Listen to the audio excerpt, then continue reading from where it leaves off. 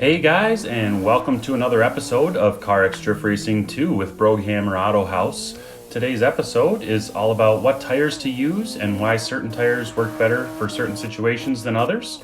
I do want to take a quick second to thank all of you for watching the videos and subscribing. We officially made it to 1,000 subscribers, and that's all thanks to you guys. I really do appreciate all your support. As always, if you have any questions about any episodes or suggestions for future videos, leave a comment below.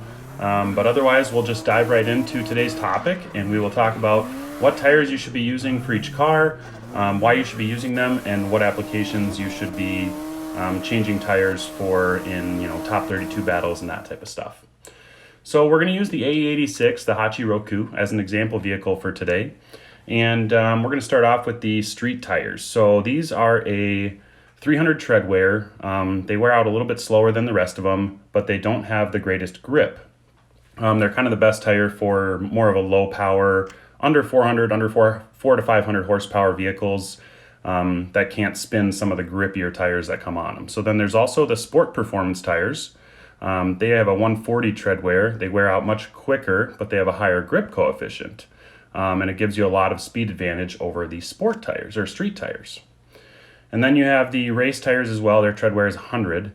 They wear out very quickly. They have the highest level of grip you can possibly get in the game. And again, they're even faster than the sport and street tires. So it's the grippiest option you can possibly get. Now, tread wear is something that's commonly used in tires in general. And the lower the number, the lower miles you can put on a tire because it's a softer compound, etc. Here you can see me, I have the semi-slick tires on the Hachiroku. I'm in 4th gear, flooring it and trying to do the least amount of steering inputs as possible.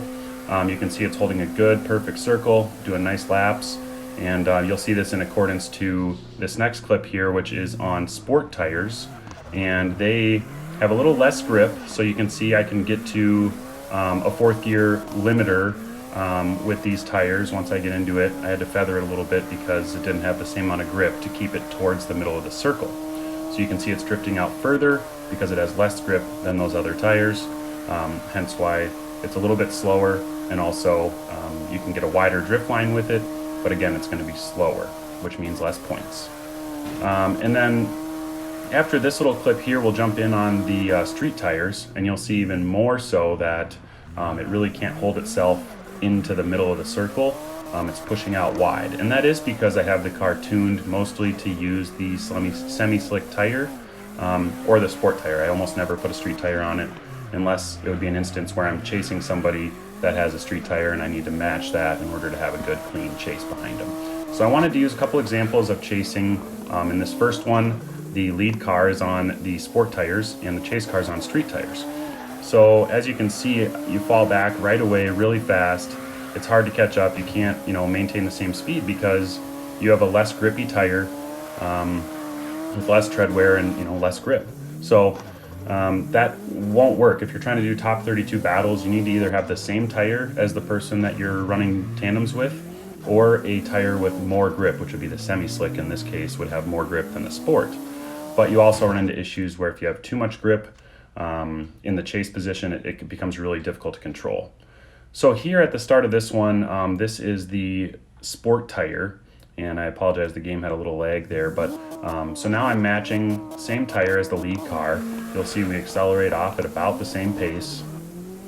We enter at about the same time, and then also I'm able to stay, relatively close. I'm not right on his door in this example, but I thought it would at least give you guys a good idea of that, like kind of drag race out the hole, what tires are going to be best for that, and what's going to get you to where you need as far as what player you're chasing and how fast their car is. Sometimes if you have a lower horsepower car than them, they'll obviously be faster even though they're running the same tire. You can try to go with a stickier compound to match it, but you'll see in this clip here, I'm chasing with a semi-slick and the leader car only has a sport. So I kind of fell back because I was trying to feather the throttle to make it match the same as him, and then you can see when I pin 4th gear, I just go flying up on him. I have to let off throttle, otherwise I would have just rammed right through the lead driver. So the semi-slicks are great for super high points, really fast drifting. That's going to get you the most points at anything, is biggest drift, biggest angle. So semi-slicks are going to be the best for that, but you do need to tune your car more for it. because they have so much grip that if you let off throttle in a lot of cars, it'll grip up and you'll lose drift. So I hope that did a pretty good job of explaining what the difference is between all these different tires. But if you have any questions, as always, leave a comment below. Otherwise, thanks for watching, guys, and I have an exciting video coming up for 1,000 subscriber mark. I'm really looking forward to making this one. It won't be out until likely sometime later this week, so stay tuned for that. Don't forget to hit that like button and subscribe to the channel. Thanks for watching. We'll see you next time.